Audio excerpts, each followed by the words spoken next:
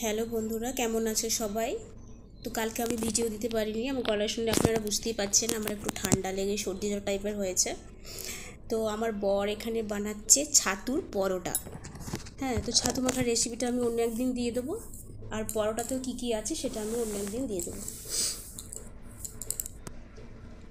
তো এখন আটাটা ভালো করে মেখে, কালো জিরে দিয়ে মেখে আটার ভেতরে ওই ছাতুর পুরটা সুন্দরভাবে দিয়ে দিচ্ছে। আর ছাতুটা সেরকমভাবে বেশি কিছু দেওয়াও হয়নি, কারণ নিরামিষ তো, শনিবার রাত্রে ছিল, ওই জন্য তো ওটাতে কিছু দেওয়া হয়নি। আর অন্যদিন হলে কী বলুন তো, রসুন পেঁয়াজ সব কিছু দিয়ে সুন্দরভাবে মাখা যায়। আর শনিবার দিনটা আমরা একটু মানি, শনিবার দিন একটু নিরামিষ খাই।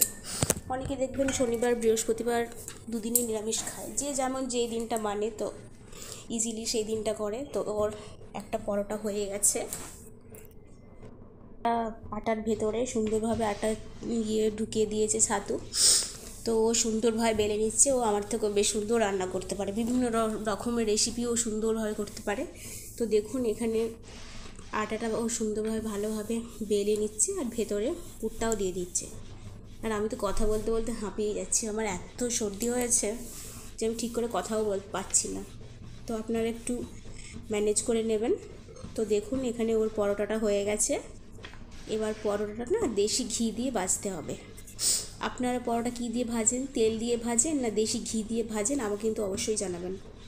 তো এখন বেলতে বেলতে 4-5টা সমান করে নিচ্ছে। আগে জানেন, আমি যখন পরোটা বেলতাম আমার একটা পাশ মোটা হয়ে যেত, আবার একটা পাশ সরু হয়ে যেত, যখন আমি কিছু পারতাম না। এখন তো করতে করতে অবভিয়াসলি হয়ে গেছে। তো এবার পরোটাটা দিয়ে দিয়েছে।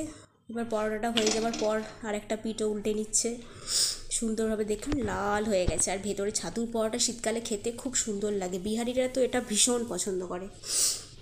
তো চলুন দেখতে থাকুন এটা কিভাবে হচ্ছে। তো একটা পিঠ হয়ে গেছে, আবার একটা পিঠ উল্টে নেবে। উল্টে নিয়ে এটাকে গরম হতে দিচ্ছে, গরম হওয়ার জন্য ওয়েট করছে। এবার আপনারা দেখুন আমরা কোন ঘিটা ইউজ করি। আমরা ইউজ করি এখানে ব্রিটানিয়ার কাউ ঘিটা। এটা খুব সুন্দর, এর স্মেলটাও খুব ভালো ব্রিটানিয়ার কাউ ঘিটা।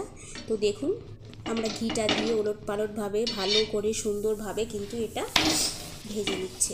আর বেশি ঘি দিয়ে খাওয়া উচিত নয়, সামান্য একটু ঘি দিলে দেখবেন ঘি পনির এগুলো যত বেশি খাবেন তত ভালো শরীরের জন্য।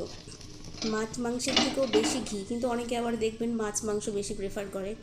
সাধু সন্ন্যাসীরা দেখবেন ওরা তো ঘি পনির নিরামিষ খেয়ে ওদের শরীর ভালো থাকে, ফল টল যত খাবেন তত শরীর বেশি ভালো থাকবে। তো দেখুন এখানে ওর এটা হয়ে গেছে, এপিট ওপিট করে ভালোভাবে লাল করে ভেজে নিচ্ছে। তো আমার এখন তৈরি হয়ে গেছে ছাতুর পরোটা। এবার থালায় দেখুন ছাতুর পরোটা, পনিরের তরকারি আর একটা রস।